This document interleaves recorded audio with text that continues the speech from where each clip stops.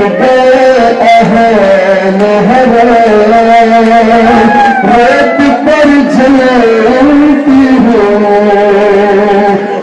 گیا ٹھنڈا پھر سے دینے کے لیے مجھ سے ملنے کے لیے آ گئے بابا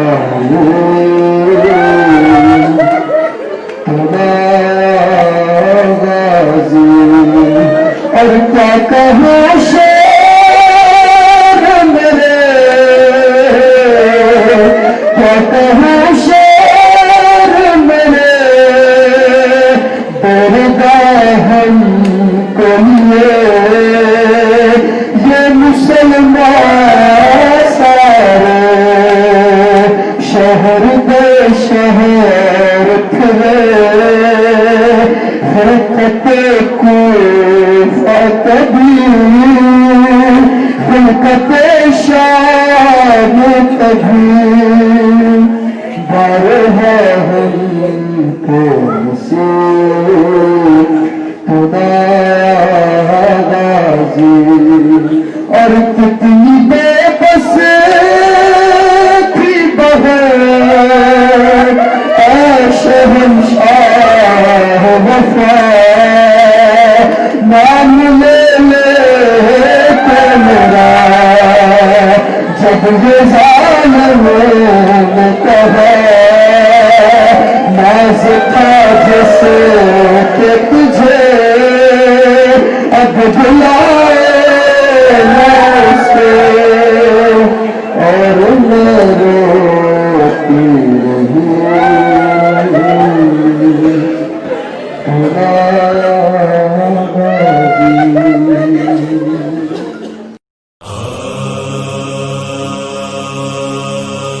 ہائے زینب لٹ رہی ہے اے عزیزو تم کہاں ہو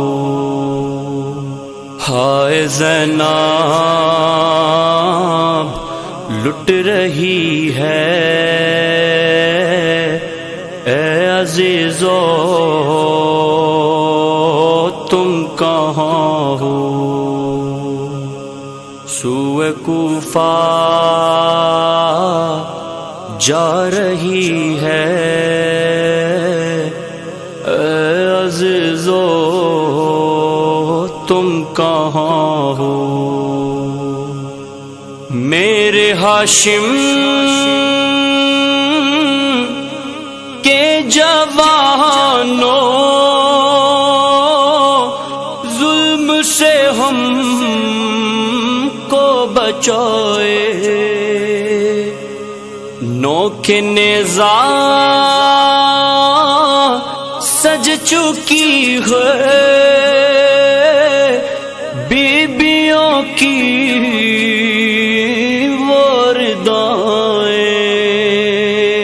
وردائیں ہم پہ ہر شے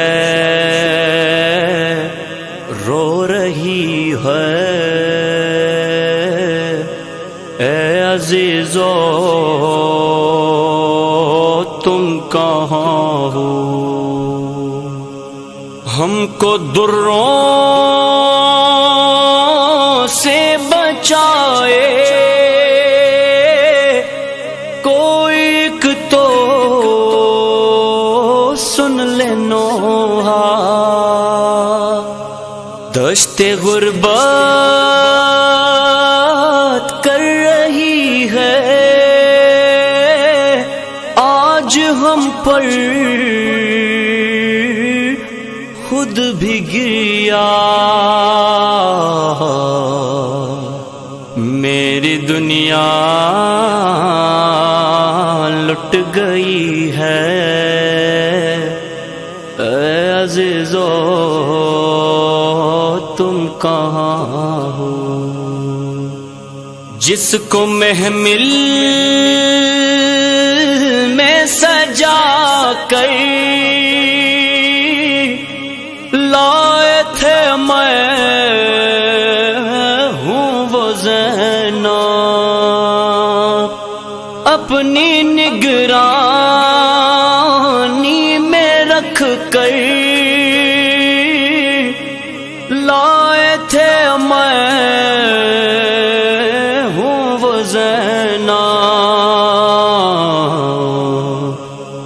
آج تنہا ہو گئی ہے، اے عزیزو تم کہاں ہو؟ میرے بابا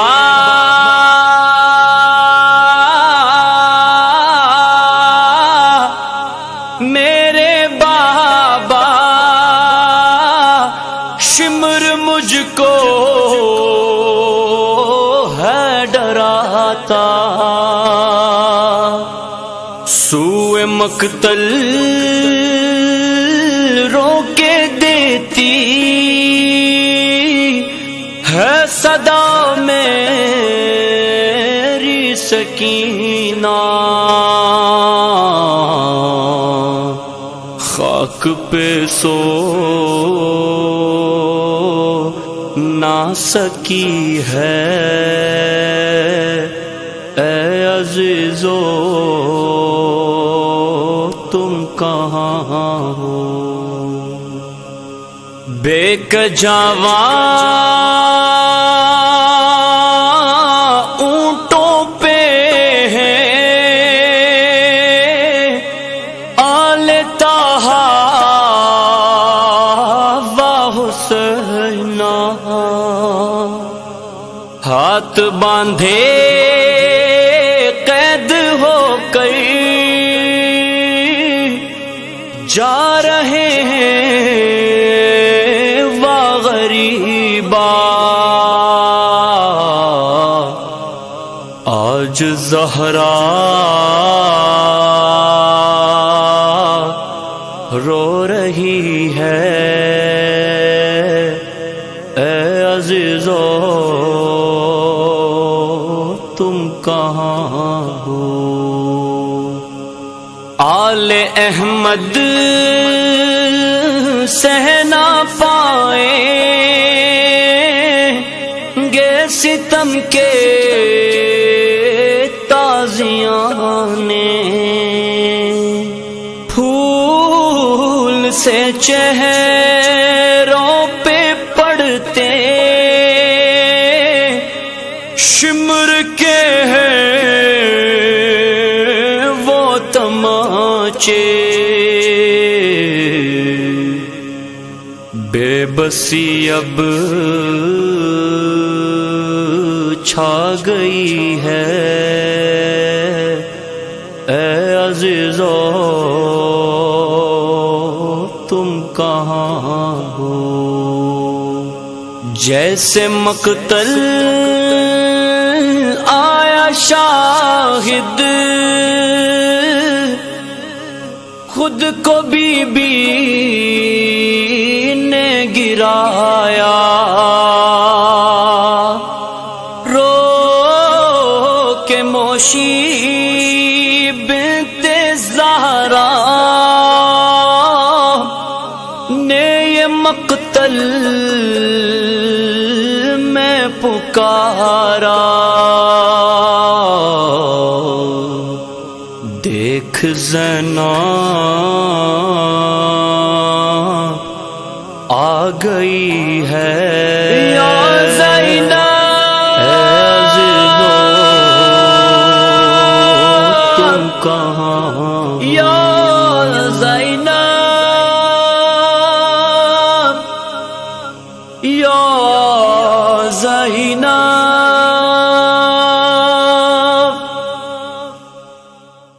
محمد وآل محمد صلوات۔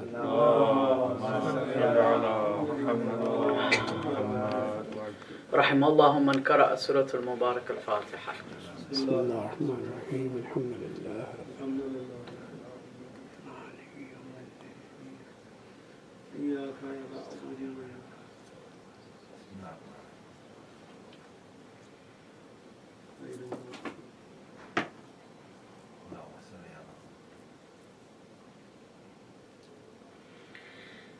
أعوذ بالله من الشيطان الرجيم. بسم الله الرحمن الرحيم وبه نستعين والحمد لله رب العالمين والعاقبة للمتقين. والصلاة والسلام على رسوله الكريم وهو أفضل الأنبياء والمرسلين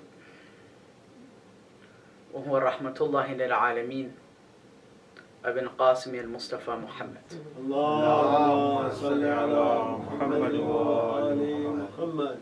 والصلاة والسلام على آله الطيبين الطاهرين وهم آل ياسين المنتجبين المهديين المعصومين المقتولين الميامين، ولا سيما بقية الله في الأراضين أرواحنا له الفداء، ولعنة الله دائمة على أعدائهم أجمعين من يوم عداوتهم إلى قيام يوم الدين.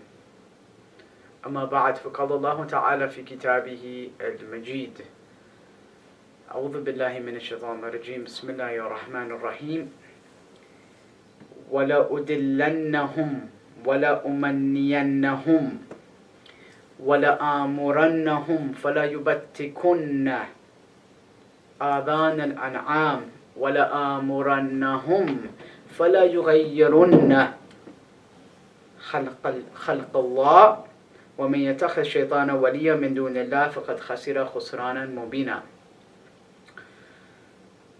The ayah was a little bit long, but it is one of the ayat of the Quran which describes the promise of Satan. That Satan, Shaitan, promises Allah that he will do certain things, or he will attempt to do certain things to the creation of God. He first says that I will misguide them. لَأُدِلَّنَّهُمْ, that surely I will misguide them, or I will attempt to misguide them.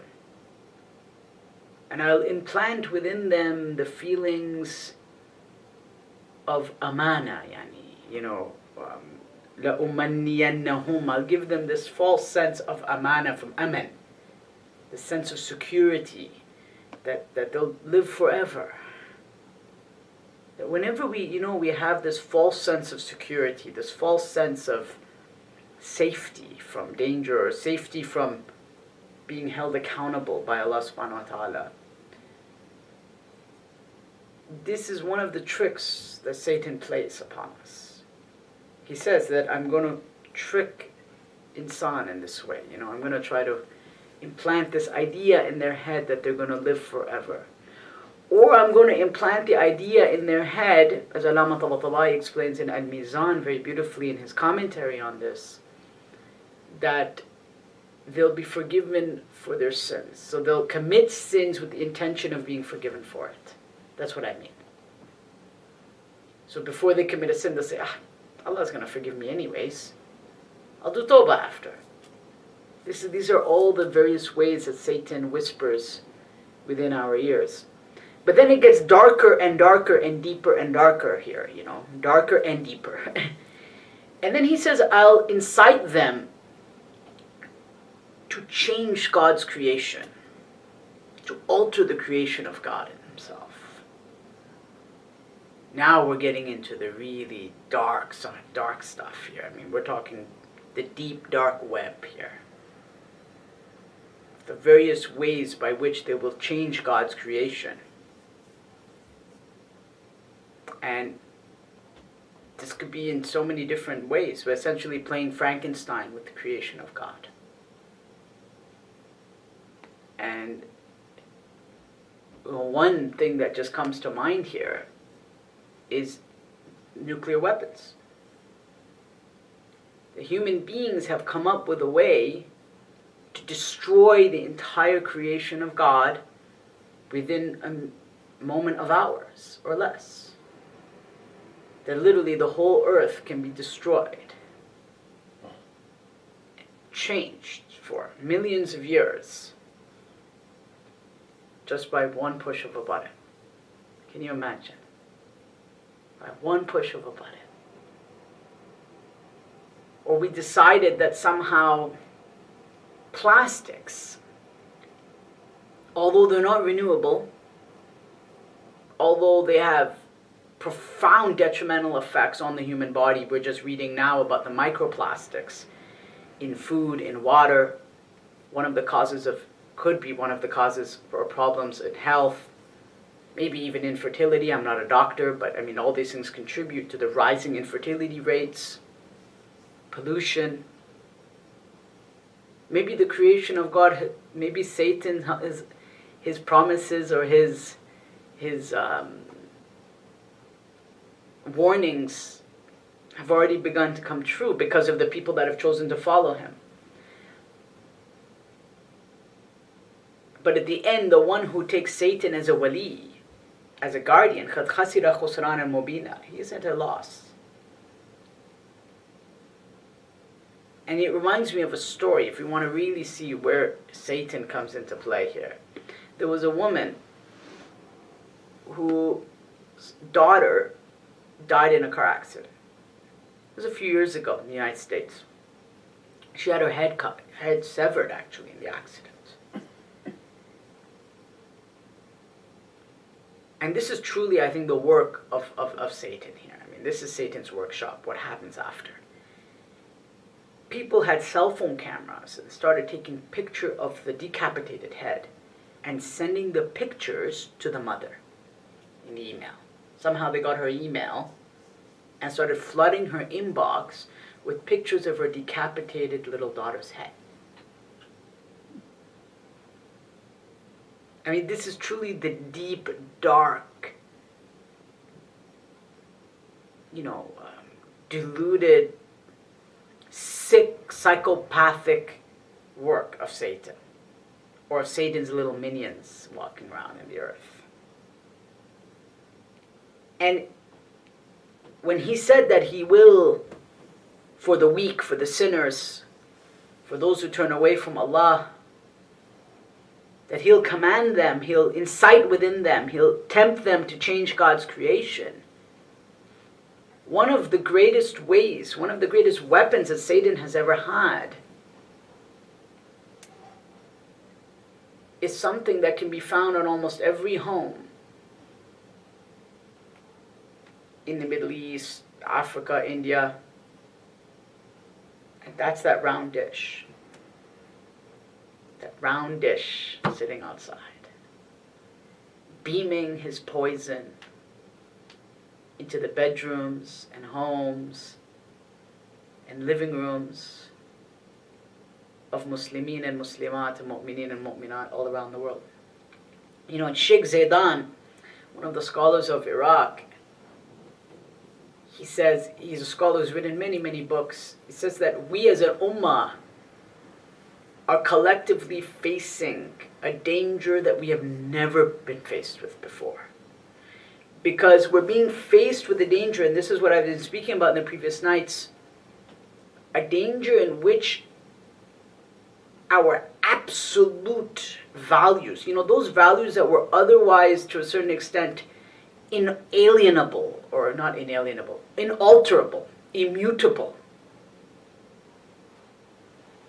are just running through our hands like sand. Like the sanctity of mother and father. Sanctity of marriage. Sanctity of trying your best to preserve yourself before marriage. That even if someone was to do that before marriage, there would still be a certain level of guilt or a certain level of social, criticism, social. People would look and say, oh, so-and-so, not good. Did you hear Susan's neighbor? Yeah. What happened over there down the street? Now nobody even bats an eye. I mean, it's just a part of life. It's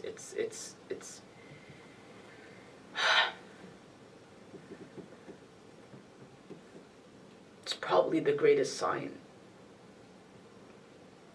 that Satan owns so many hearts. Because he said that he will do this. he's going to double down on it. What greatest sign of Satan is when the sanctity of the thing, of the institution of marriage that keeps a society together, that keeps a society pious, that keeps a society molded together, dissolves in itself. Why is the bab of nikah and talaq one of the greatest, longest chapters in fiqh? Because there are so many rights and ahkam and things to pay attention to in these things. But leave aside paying attention to the rules of it itself. It's as if the entire concept of nikah and talaq no longer exists. It's no longer relevant at all. Leave aside the rules being changed. You know, for some people they want to reform the rules. That's one thing. I mean, I'm not going to discuss that. But marriage is an institution,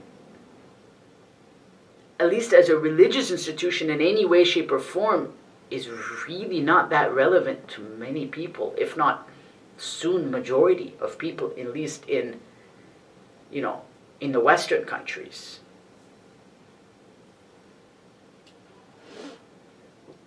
I don't know if this is something that alarms you, but at the end of the day, it's our ladies and our women that bring humanity to the world. The Prophet says he loved women. Not for any lust, na'udhu billah. It had nothing to do with this. Let's get this straight. When he says, I love three things and one of them is nisa, it had nothing to do with what people's minds may go to, their dirty minds may go to, because of their dirty thoughts. No, it had nothing to do with that.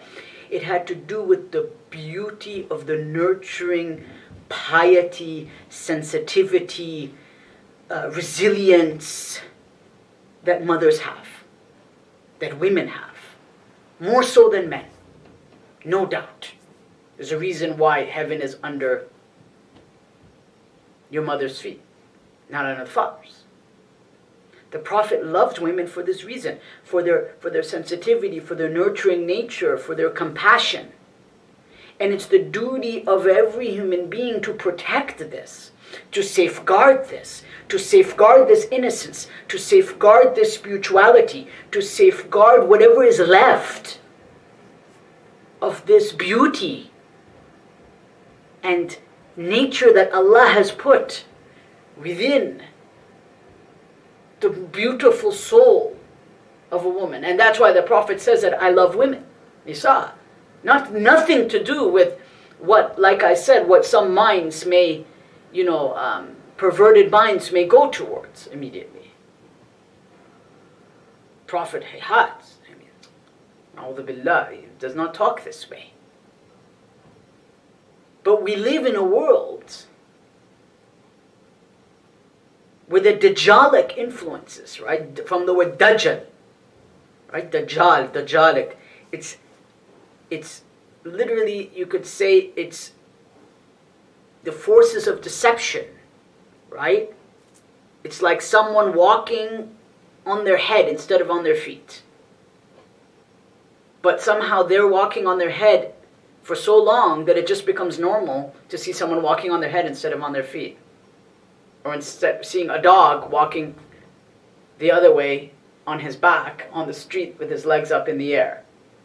And these deceptions that come through various kinds of mass media and communication hit us so hard that then our hearts become desensitized to what is true femininity. To what does it mean to be a mother? What does it mean to be a man that protects with chivalry and sensitivity and love and compassion that institution of motherhood, that institution which nurtures the souls of humanity and brings up the generation of mu'mineen and mu'minat. When this is lost, humanity is lost. And this is what Shaykh Zaydan meant, perhaps, to a certain extent, when he said that we have, as a Muslim ummah, have never been faced with the challenge and confrontation like we are today. It is unprecedented. There's nothing like it in human history. There's nothing like it.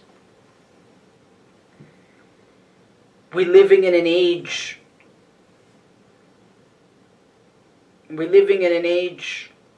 of the childish infant, where human beings have not grown up. Being childlike is innocent. Being childish is something else.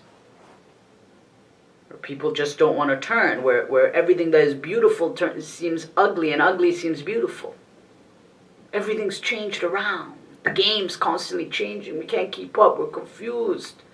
How many conversations I have with brothers all the time, or with sisters that come and ask questions, and it just seems every day the questions are darker and deeper and more distorted and more disgusting. Not the questions, but the situations surrounding them. And these are all signs. These are all signs, brothers, that perhaps some of us are not in a good place here. That what was once beautiful is now looking ugly, and what was ugly is looking beautiful. This is again one of the meanings of Dajjal. Dajjal, who's the Antichrist, as we know. Right? Will rise as the Antichrist, so to speak, as they say.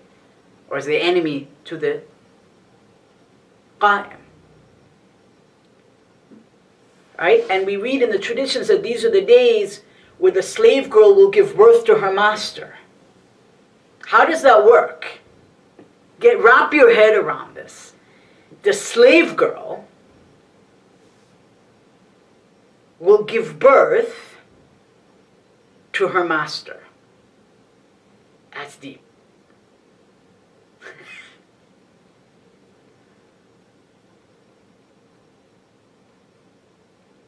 A mother will give birth to a daughter or a son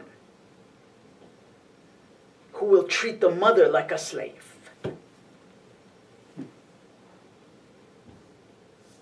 And isn't it? We read, if we walk through the hallways of any school, public schools, maybe even Islamic school, hopefully not Islamic school, what do they say? My dad's stupid. I don't know how many times I grew up with that. In what society would have you ever dreamed that it would be normal to call your parents stupid? I'm sorry for using the word, but it is what it is. I want to use the word as it is. Seriously, and that is normal? We are either with the Dajjal and the sifat of the Dajjal and the sifat of the Antichrist, or we are with the sifat and the attributes of the Qa'im and Ali Muhammad. May Allah hasten his reappearance. Satan said, I will incite within them. And what greater thing to incite in them is except hatred for their own father and mother. My dad's an idiot. I don't know how many times I heard that word. And if you look around at the TV shows today, isn't it? We have to study media to know this. Go to Netflix. Pick up any show out of Netflix. I don't recommend watching it, but I'm just saying as a social experiment. Why are all the dads fools? Why? All of the television shows, nearly every one of them, except for a couple that I can think of off the top of my head, that the dads are outright fools. The children are smarter than the dads, more responsible than the dads. The dads are just clowns. In what world do we think it would be normal to treat our parents as clowns, especially our fathers? And mothers to a certain extent, but especially fathers. I mean, not that mothers are not yet treated like that. Not that it would be okay to treat our mother like that, but they haven't gone that far yet. It's mostly the dads, not the moms. Yet Allah says, وَاتَّقُوا اللَّهَ الَّذِي تَسَاءَلُونَ بِهِ وَالْأَرْحَامِ. Allah subhanahu wa ta'ala says in the Quran that have the consciousness of Allah regarding what you will be asked about, what you'll be questioned about, and have taqwa with regarding your arham, your relations. We cannot have the taqwa of Allah unless we have the taqwa and the wikaya and the thought to protect our relations. What comes first, our mother or our father? I mean, what comes first, the mother or father or everyone else? If the institution of parents and the relationship between father and son and mother, if this relationship cannot be protected, we're done. We are done. We're going to hell in a basket, on a ship, on a high-speed train. Because this is the key to preserving the society, to spirituality, to God consciousness, to any sense of decency, humanity. Yet we live in an age where such expressions are seen as medieval or backwards or fundamentalist or I don't know, or just, an option among other options. I don't know. Nevertheless, we live in a world where kids grow up to hate their parents. And sometimes because their parents deserve it, even maybe. I'll share with you a story. I was in Chicago. I've been in Chicago many times, but this was many years ago. I was in the south side of Chicago. Rough neighborhood. Not a great neighborhood, the south side. I was waiting for a train, and I was lost. And I asked a bystander, someone, I didn't know. I was literally lost, and it was in the south side of Chicago.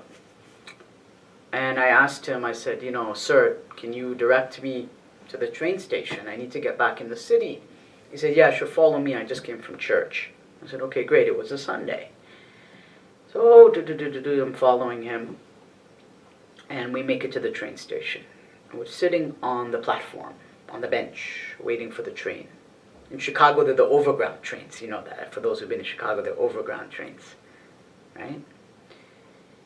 And we're sitting beside a little girl and her mom. And the little girl, I don't know how the conversation came up. The man besides me was talking to her, or whatever. I don't remember all the details of it, but I remember this particular detail.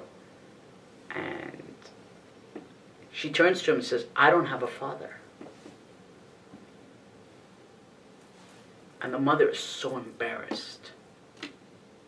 And not because the father died, obviously out of wedlock, so on and so forth, we're talking now 50% of certain of these cities are like this, right?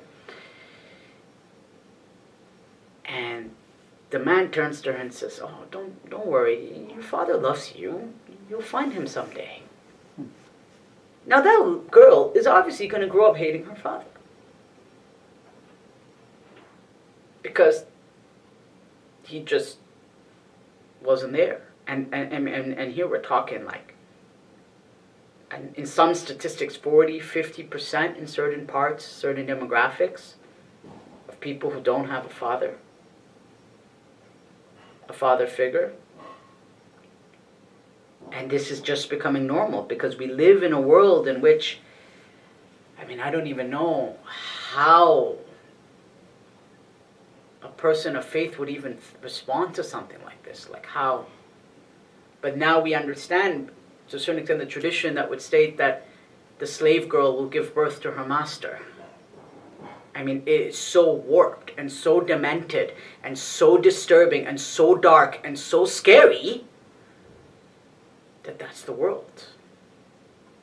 And if we don't take drastic steps to protect our children, to protect our homes, to protect our ladies, our honorable ladies, and ourselves, we may very well end up as a statistic in history.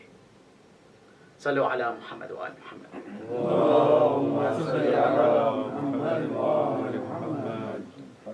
And these are the people who essentially sell their souls to the devil, and they don't even realize that they've done it. That's what they do.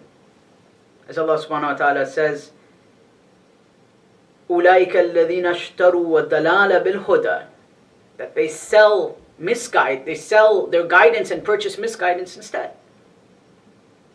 It's almost like a transaction, like they, in some ways we could actually describe it as selling yourself to the devil. We have descriptions like this. So it's like literally you become that kind of individual who sells their body on the streets. But that's what this individual becomes, because they're selling their soul off. That when they're engaging in these kinds of practices and normalizing this way of life and normalizing these ideas and normalizing these ideologies, they are selling their soul to the devil. And that's exactly what the people of Kufa did. We see in the conversation between Fatima bint al-Hussein and the people of Kufa a lot of depth in that. How is it that they justified what they did? We have to turn to this conversation because we're going to see where it goes. And what happens when you don't have someone to nurture your soul? You don't have a spiritual guide. You don't have a teacher. Or we don't have somebody to guide us along the way in our life. What happens? You have the people of Kufa. What does she tell them? She turns to them and she tells them, first of all, you are all cursed. You are damned. Waylun lakum. She says, are you even now aware that you are so deluded? Are you even aware that it was one of your hands that stabbed us? That it was from among you, minkum. You're not even aware. I'm standing here in front of you as a daughter of Imam al-Hussein, and you're not aware that you killed us. Are you even aware? Ayya nafsin naza'at li qitalina ila qitalina. Are you even aware that among you, one of your people, one of your souls have come to kill us? That they're so deep in their misguidance, in deception, in ghurur, in their darkness, that they don't even see the misguidance in front of them. They don't even understand that they're in misguidance anymore. That's a multi-layered level of misguidance here. Why is she telling them, Atadrun? Do you recognize? Do you understand? She says, بِأَيْ رَجُلٌ مَشَيْتُمْ إِلَيْنَا? That which of your men, or which of the men walked towards us, إِلَى مُحَارَبَتِنَا, to fight us? That your men, are you even conscious of the crime that you've committed? That in order to make amends, humankind, insan must first be conscious of the jurm and the crime they have committed. That's what she is saying. That you cannot begin the process of healing, the process of repentance, although it's not possible for them, but for others. Right? Because Sayyidah Zainab says, this is a crime you've committed after which there's no ghusl.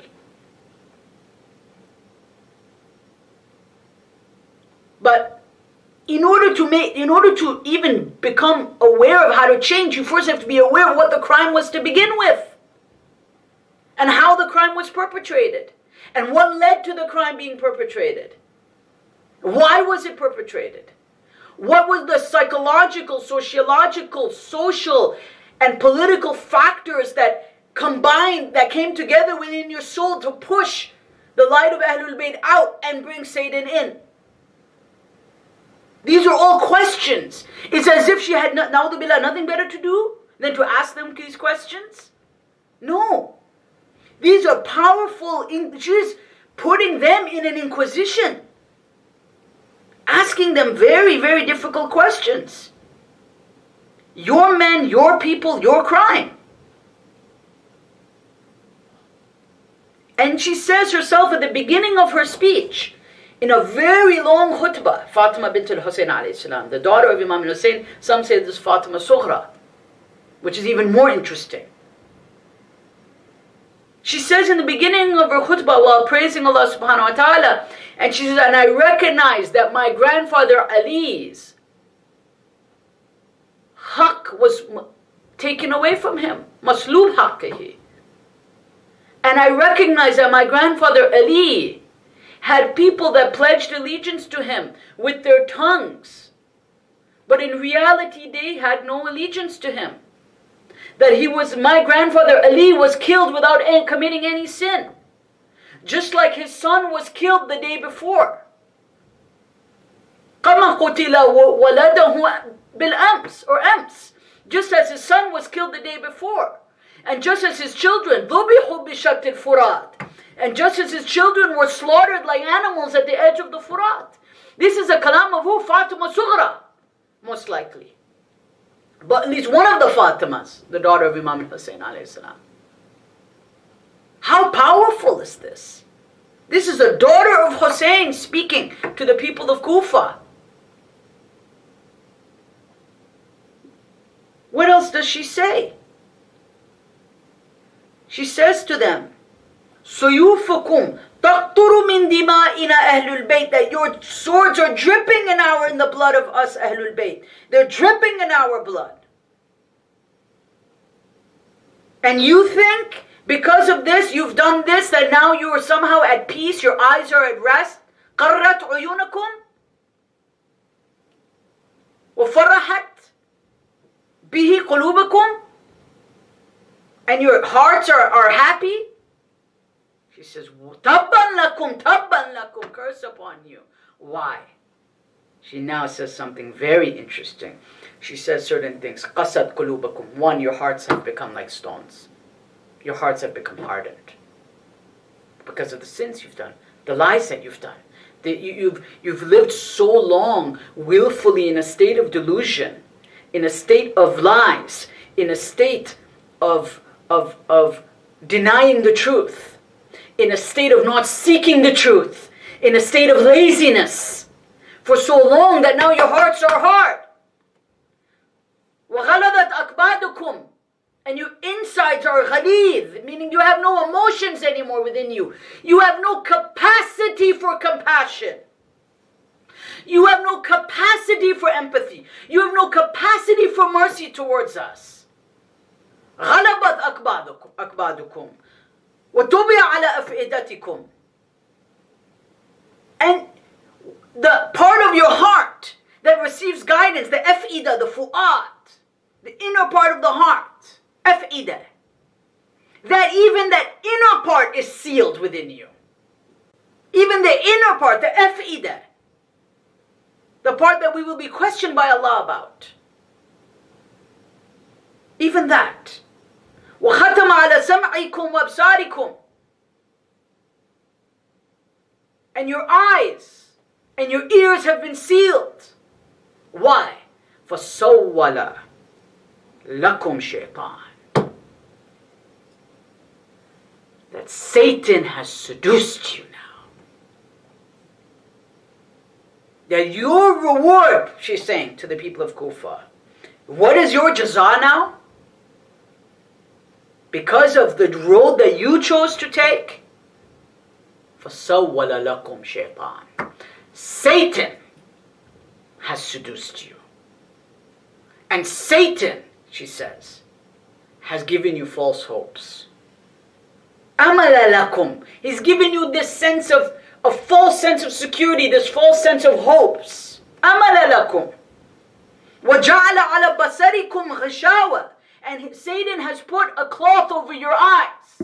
You can no longer see the haqq, even when it's from you that I, Fatima, are standing in front of you, yet you do not see the truth. Yet you do not accept the truth. Why? Because Satan has put a cloth, a ghishawa, a veil over your eyes, over your sight, your spiritual sight. You are deaf, dumb, and blind. فَأَنْتُمْ لَا تَهْتَدُونَ. Now you are not guided. تَبًّا لَكُمْ يَا أَهْلِ الْكُوفَةِ. Curse you upon you. تَبًّا لَكُمْ. Damned are you, cursed are you, O the people of Kufa. This is the kalam of Fatima bint al-Hussein. صلوا على محمد وآل محمد. اللهم صل على محمد وآل محمد. There are two kinds of the followers of Satan. I want to wrap this up, but it's very important. I want to mention this. there are two kinds of followers of Satan. Some have, this is discussed in the books of spirituality. Now there's different words for these things, okay? I'm just using one of the words which are found in the books of akhlaq and spirituality. Some have something known as a pig soul, some have a pig soul, and some have a dog soul. Okay? And there's long discussions as to why these names are given, kalb and khanzir.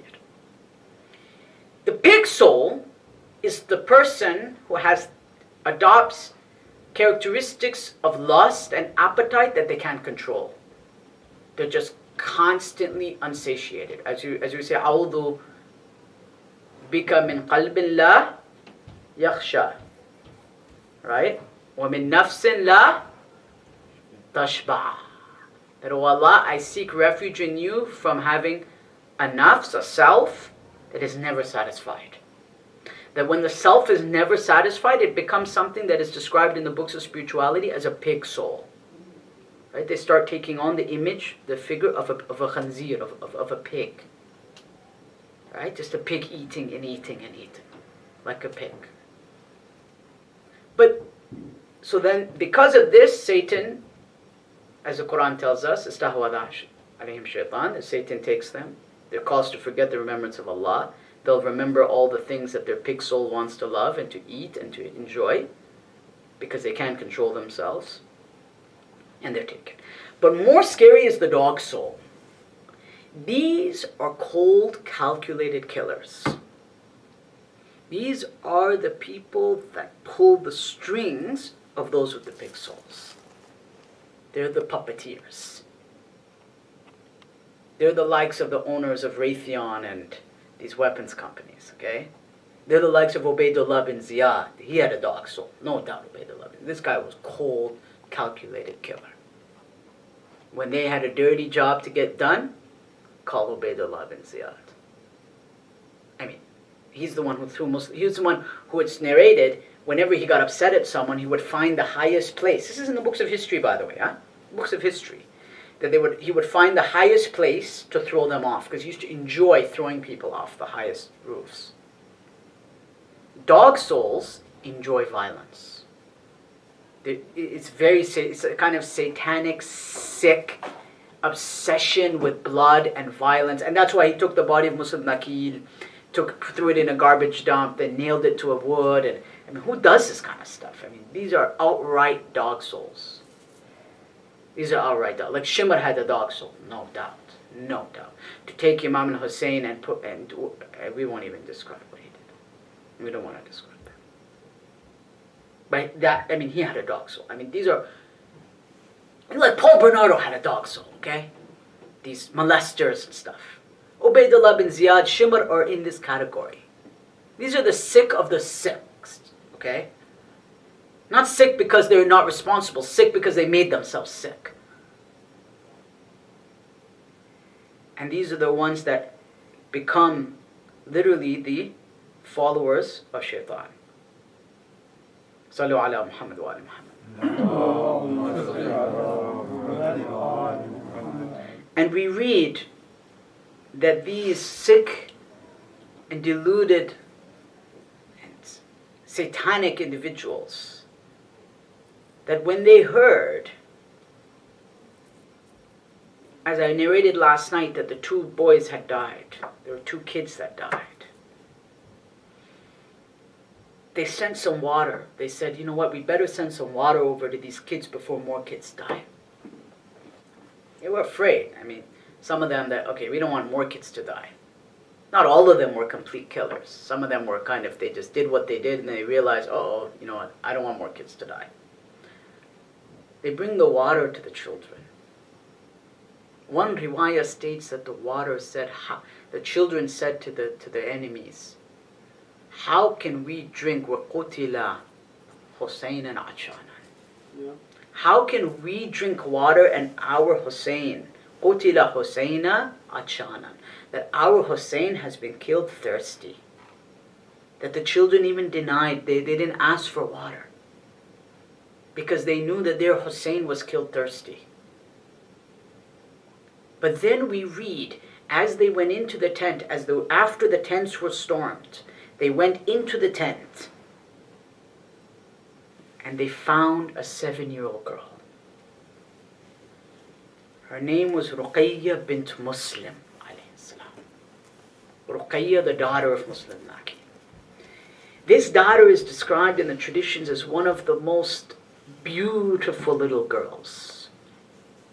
Yani atiqa min Muslim, as they say. You know, the pure, innocent girl that was given to Muslim ibn Aqil, alayhi salam. And when they went into the tent, shall I narrate to you what is read or what is written? It said, "Suhiqat yawm al-taf ba'da shahadat al-Husayn." You know what suhiqat means? She was trampled to death. Ruqayya bint Muslim, trampled to death. Can you imagine the terror in her eyes, brothers? Close your eyes and think of the terror in that little girl's heart. She was trampled to death. Most likely not by horses, because the horses do not go inside the tent, most likely, but by the men who just rammed her over and trampled her little body. And she was found trampled to death after the tents were stormed. Can you imagine? This is what the Imam feared. This is what the Imam had on his mind as he died, knowing what would happen to his family. And we read about Imam al-Hussein, "Jahada bayna yadayk wa nasaraka ala man bagha alayk." That if we were with you, Sahib al-Zaman says, if I was with you, I would fight in front of you to the last drop of my blood. I would give every last drop of my blood and every last part of my heart to stop this from happening if I was there. Because this is a crime like no other, my dear brothers and sisters. What happened in that crime? We read, فَحْدَقُوا بِكَ مِنْ كُلِّ جِهَاتٍ, that they surrounded you, Ya Hussein, from every corner. حَتَى نَكَسُوكَ عَنْ جَوَادِكَ, until you fell. Until you fell off of your horse. They made you fall off of your horse onto your right cheek. وَحَالُوا بَيْنَكَ وَبَيْنَ الرَّوَاءِ, and they blocked you from any exit, Ya Aba Abdullah. And they surrounded you from every side like beasts and wolves and animals. And all the women could do was wait for their Hussein to return. But that Hussein would not return. And now think of that daughter Sakina. What was she waiting for? She lost her uncle, but she was now waiting for her father. Just think of the trauma and the terror of this little girl through her life. We read in the riwayah from Ibn Nama that Sayyidah Sakina Salamullahi alayha one night saw a dream. She saw 5 couriers of light. Each courier had a shaykh in it. And she was wondering, what is it that I'm seeing? A servant comes up to her and she says, Inna jaddaka yusallim alayk. Your grandfather Rasulullah sends his salams to you, O Sakina. She says, who are all these sheikhs that have come? She says, the first is Adam. The servant tells her the first is Adam Safwatullah. The second is Ibrahim Khalilullah. The third is Musa Kalimullah. The fourth is Isa Ruhillah. But then she says, but who is the 5th one there? Who is the 5th one there?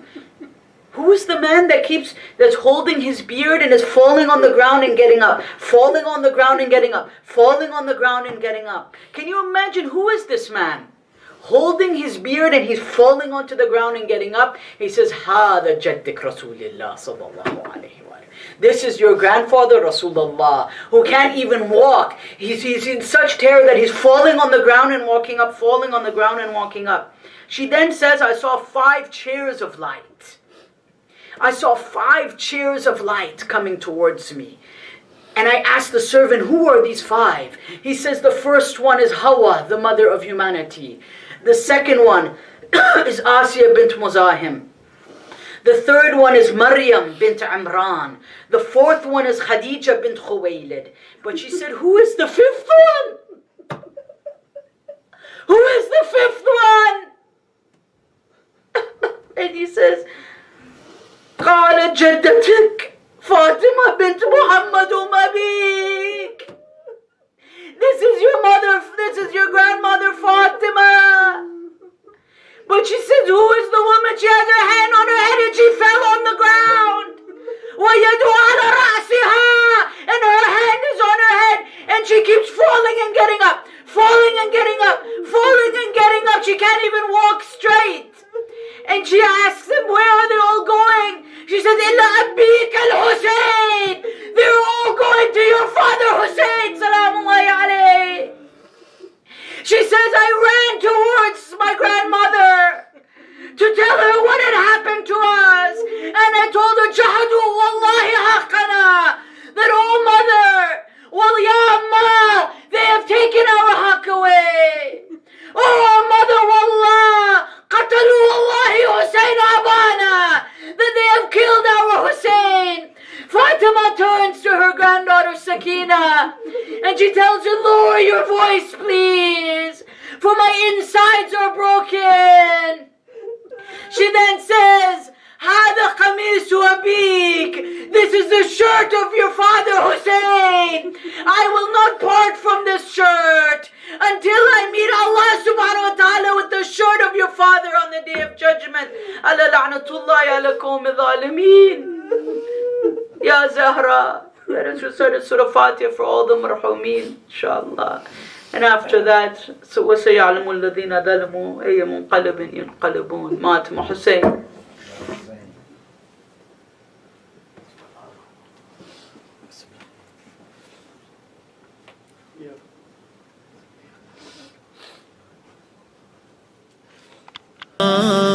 Ya Zainab, this is Zainab's Arba'in. This is Zainab's Arba'in. This is Zainab's Arba'in. This is Zainab's Arba'in. Salam ya Zainab. Salam ya Zainab. This is Zainab's Arba'in. This is Zainab's Arba'in. Zainab smells that familiar dust as the orphans cling to her. They ask, Auntie, where have we reached? This pain feels so familiar. She responds with tears in her eyes. We have returned to Karbala. This is Zainab's Arba'in. This is Zainab's Arba'in. Salam ya Zainab. Salam ya Zainab. This is Zainab's Arba'in. This is Zainab's Arba'in. As she moves ever closer, her heartbeat begins to race. How much beauty, how much pain, how much worship here took place. She retraces every step, yearning her brother's embrace. This is Zainab's Arba'in. This is Zainab's Arba'in. Salam ya Zainab. Salam ya Zainab. This is Zainab's Arba'in. This is Zainab's Arba'in. With the orphans by her side, the tragedy she'd retell. Here is where Akbar was struck. Here is where young Qasim fell. where the infant screamed. Angels fell when he would wail. This is Zainab's Arba'een.